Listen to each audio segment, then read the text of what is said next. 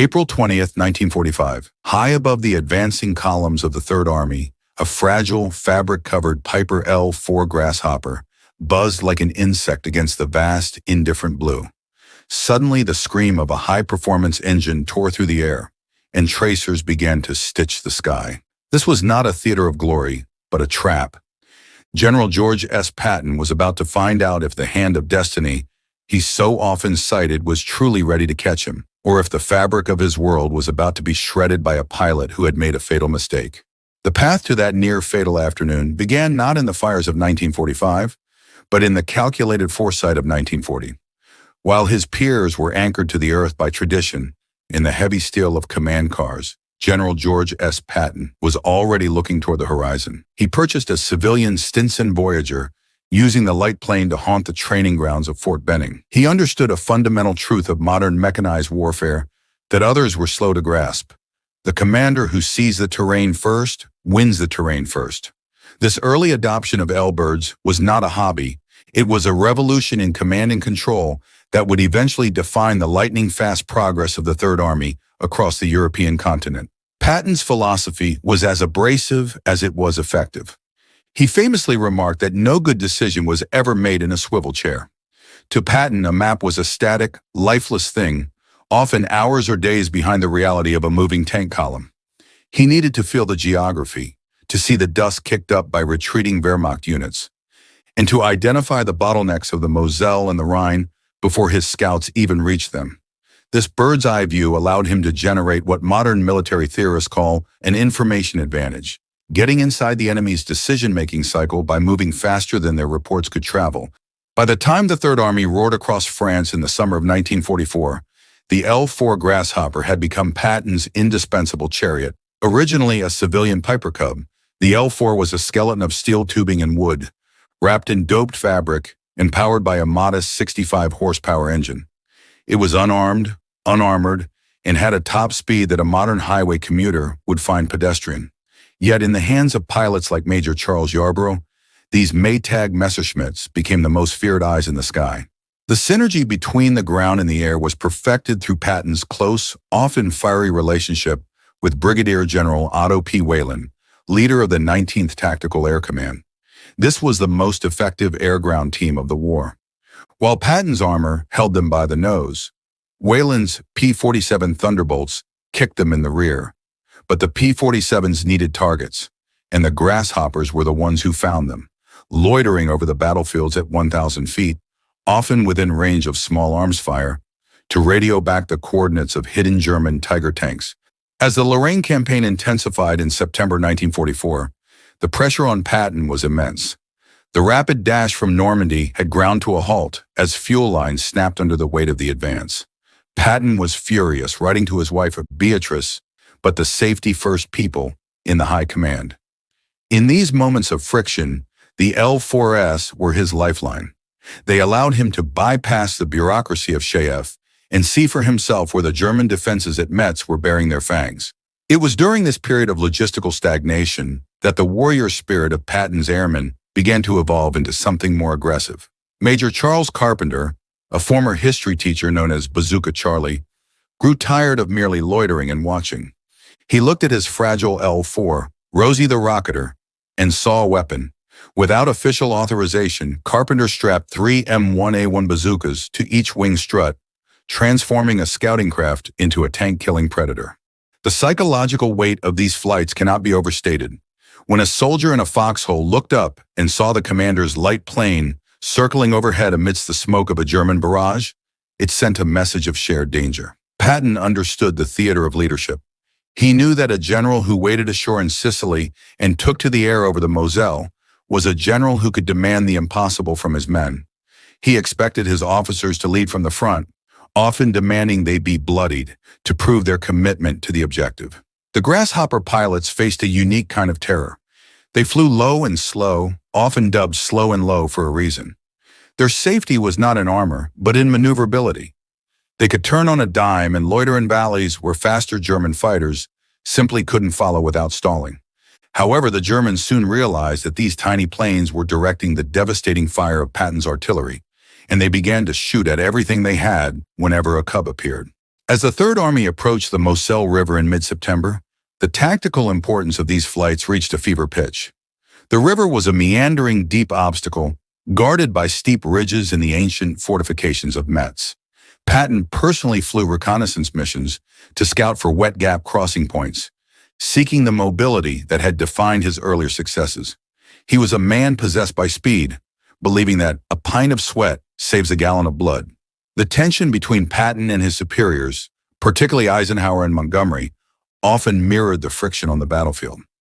Patton felt that he was being sidelined in favor of Montgomery's set-piece operations.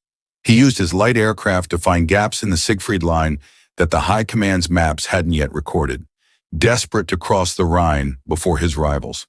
To Patton, the war was a race, and the L-4 was his shortcut through the fog of war. In the cockpit, the view was breathtaking and terrifying. Below, the landscape of France was a tapestry of burning villages and retreating columns. Patton recorded these moments not just in his memory, but with his Leica camera, though he often found himself so nervous under fire that he forgot to remove the lens cap. It was a rare admission of human frailty from a man who presented himself as an ironclad war god.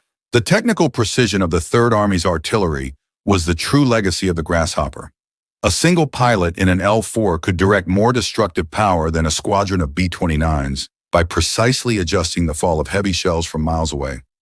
The Germans nicknamed them the Maytag Messerschmitts because the 65-horsepower Continental engine sounded like a domestic washing machine, a deceptively domestic sound that preceded absolute annihilation. But as 1944 turned into the brutal winter of the Ardennes, the bird's-eye view was stolen by the weather. The fog and snow of the Battle of the Bulge grounded the light planes, leaving the Allied air arm socked in and helpless while Hitler's panzers surged forward. It was during this dark hour that Patton famously ordered his chaplain to pray for good weather, a desperate plea to return his eyes to the sky. When the skies finally cleared, the retribution was swift. The Grasshoppers were back, guiding the P-47s onto the exposed German supply lines. But the final year of the war would bring a series of events that would push the limits of Patton's luck and the endurance of his pilots to the breaking point. The transition from 1944 to 1945 would see the Grasshoppers move from observation to direct, desperate combat. By 1945, the L-4 Grasshopper was no longer just a passive observer. It had become a participant in some of the most bizarre and high-stakes encounters of the entire European theater. As the Third Army punched through the Siegfried Line and raced toward the Rhine, the sky became a crowded, chaotic battlefield where the lines between friend and foe were often blurred by the desperate speed of the advance. Nowhere was this more evident than in the exploits of Major Charles Carpenter during the Battle of Arracourt. On September 20th, 1944, a thick fog had initially shielded a German Panther tank counterattack aimed at the heart of the 4th Armored Division's headquarters. As the mist began to lift, Bazooka Charlie didn't wait for the P-47s. He scrambled into Rosie the Rocketer and climbed into the gray. Diving through a wall of German ground fire, Carpenter used a corkscrew maneuver to drop onto the Panther tanks from above, where their armor was thinnest. The sight was absurd. A fabric plane barely faster than a car, diving at 45-ton steel giants. Carpenter fired his wing-mounted bazookas at point-blank range, knocking out 2 tanks and an armored car in a single sortie. He would return to base, reload, and fly 2 more missions that afternoon, eventually being credited with 6 tank kills, including 2 legendary Tigers. His reckless bravery became a legend in the 4th Armored, a unit where such acts were already commonplace under Patton's demanding leadership. But as Patton moved deeper into the German heartland, the danger shifted from ground fire to the sky itself. On April 11, 1945, near the Elbe River, another unique chapter was written in the history of the Grasshopper. Pilot Lieutenant Duane Francis and his observer lieutenant, William Martin, were scouting ahead of the 5th Armored Division in an L-4 named Miss Me. They spotted a German Fiesler Storch, the Luftwaffe's equivalent of the Cub, loitering over some trees. What followed was perhaps the only aerial dogfight in history won with service revolvers. Realizing the Storch might report the 5th's positions, Francis dived on the German craft. The 2 Americans opened their side doors and began pepper spraying the Storch with their .45 caliber Colt pistols. The 2 planes were so close that Francis claimed he could see the eggs big eyeballs of the German crew. The Storch, attempting a low-altitude turn to escape, caught a wing on the ground and cartwheeled into the dirt. Francis landed, captured the dazed Germans, and even provided first aid to the wounded observer using a bandage, while a .45 bullet fell out of the man's boot. This spirit of audacity, direct reflection of the man at the top. Patton's diary entries from this period are filled with a sense of hand of destiny. He had survived the mud of Lorraine and the freezing hell of the Bulge, and he felt invincible. But on April 20th, 1945, that destiny was put to the ultimate test. Patton was flying to visit General Mantonetti near Frankfurt, with Major Yarborough at the controls of his personal L-4. Out of the clouds, a high-performance fighter dived, its machine guns spitting lead. Tracers zipped past the right side of the Grasshopper's cabin. Yarborough, showing the skill that had kept him alive through dozens of missions, dived the L-4 to within feet of the ground, skimming the treetops where the faster fighter couldn't easily track him. The attacker made 3 distinct passes, each time the pilot struggling to keep his sights on the nimble, slow-moving fabric plane. On the third pass, the attacker came in too fast and too low. Desperate to secure the kill, the pilot overshot his dive. The high-speed aircraft slammed into the ground and exploded, much to the great satisfaction of Patton, who watched the carnage from the cockpit. When they landed, the shocking truth emerged. The attacker was not a German Messerschmitt, but a Polish pilot flying a British Spitfire in the RAF. He had mistaken Patton's L-4 for a German Fiesler Storch, assuming he was intercepting a high-ranking Nazi attempting to flee the crumbling Reich. Patton's reaction was characteristically unruffled. He brushed himself off and continued to his meeting with Mantonetti. Later, he would scoff to his colleagues that the Germans, or whoever they were, couldn't hit a barn door. But beneath the bravado was a deep-seated belief that he was being preserved for a greater purpose. He had seen death in every form, smashed tanks, dead bodies strewn across the landscape, and the horrors of the newly liberated Belsen concentration camp. Yet, for all his tactical brilliance, Patton remained a deeply polarizing figure. His inability to control his emotional outbursts, famously exemplified by the slapping incidents in Sicily, had nearly cost him his command. He was a man out of time, a cavalry officer who preferred the sword but mastered the tank and the airplane. He believed in reincarnation, famously writing poetry about having fought in many guises through the ages. As the war in Europe drew to its finale in May 1945, Patton's Third Army had covered more ground and taken more prisoners than any other Allied force in Northwest Europe. But the old warrior was growing restless. He saw the Soviet Union not as an ally, but as the next inevitable enemy. He begged Eisenhower to let him take Czechoslovakia before the Red Army arrived, foreseeing a future conflict that would cost 6 million lives.